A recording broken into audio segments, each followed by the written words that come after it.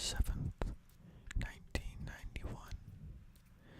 Dear friend, it was one of those days that I didn't mind going to school because the weather was so pretty. The sky was overcast with clouds, and the air felt like a warm bath. I don't think I ever felt that clean before. When I got home, I had to mow the lawn for my allowance, and I didn't mind one bit. I just listened to the music and breathed in the day. I remembered things. Things like walking around the neighborhood and looking at the houses and the lawns and the colorful trees and having that be enough. I do not know anything about Zen or things that the Chinese or Indians do as part of their religion, but one of the girls from the party with the tattoo and belly button ring has been a Buddhist since July. She talks about very little else except maybe how expensive cigarettes are. I see her at lunch sometimes, smoking between Patrick and Sam. Her name is Mary Elizabeth. Mary Elizabeth told me that the thing about Zen is that it makes you connected to everything in the world. You are a part of the trees and the grass and the dogs. Things like that. She explained how her tattoo symbolized this, but I can't remember how. So I guess Zen is a day like this when you're a part of the air and remember things. One thing I remember is that the kids used to play a game. What you would do is take a football or something, and one person would have it, and all the other kids would try to tackle that kid. And then whoever got the ball next would run around with it, and the kids would try to tackle him. This could go on for hours. I never really understood the point of this game, but my brother loved it. He didn't like to run with the ball so much as he liked to tackle people. The kids called the game Smear the Queer. I didn't really think about what that means until now. Patrick told me the story about him and Brad, and now I understand why Patrick didn't get angry at Brad at the homecoming dance for dancing with the girl. When they were both juniors, Patrick and Brad were at a party together with the rest of the popular kids. Patrick actually used to be popular before Sam bought him some good music. Patrick and Brad both got pretty drunk at this party. Actually, Patrick said that Brad was pretending to be a lot drunker than he really was. They were sitting in the basement with some girl named Heather, and when she left to go to the bathroom, Patrick and Brad were left alone. Patrick said it was uncomfortable and exciting for both of them. You're in Miss Brosnahan's class, right? Have you ever gone to a Pink Floyd laser light show? Beer before liquor, never sicker.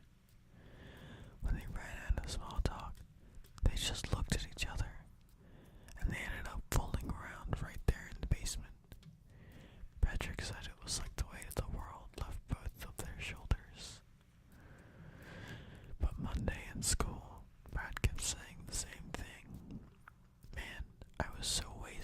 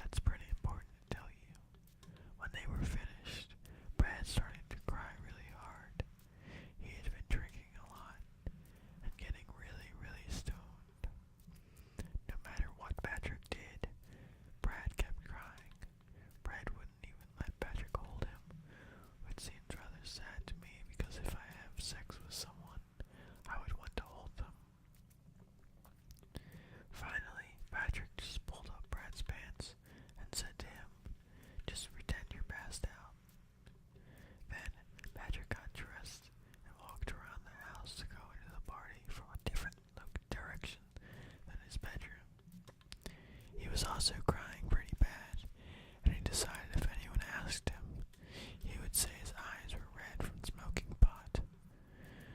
Finally, he shook himself out of it and walked into the main party room. He acted really drunk. He went to Sam. "Have you seen Brad?" Sam saw the look in Patrick's eyes. Then he spoke up to the party. "Hey, has anyone seen Brad?" Nobody at the party had, so a few people went to search for him. They finally found him in Patrick's room, asleep. Finally, Patrick called Brad's parents because he was really worried about him. He didn't tell them why, but he said that Brad was really sick at this party and needed to be taken home. Brad's parents did come, and Brad's father, along with some other of the boys. Hold on a second. Sorry, background people talking. Trying to make an ASMR video, goddammit.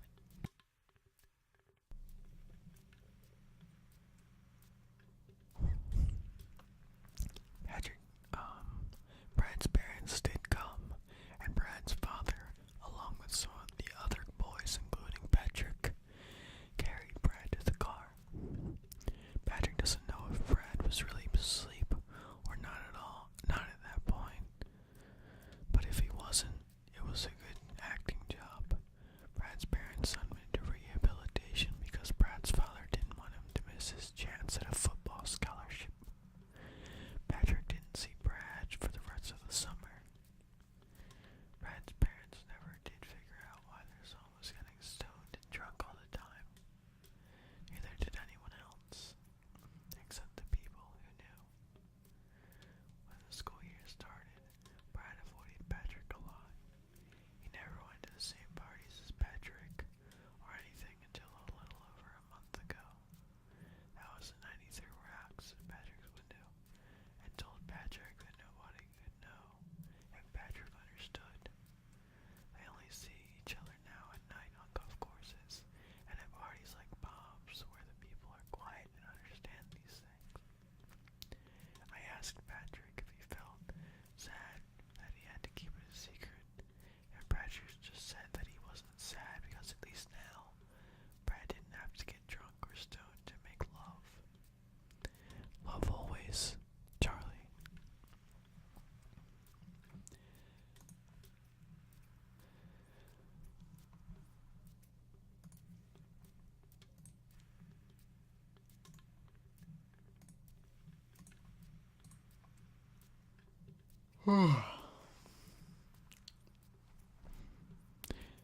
November 8th, 1991.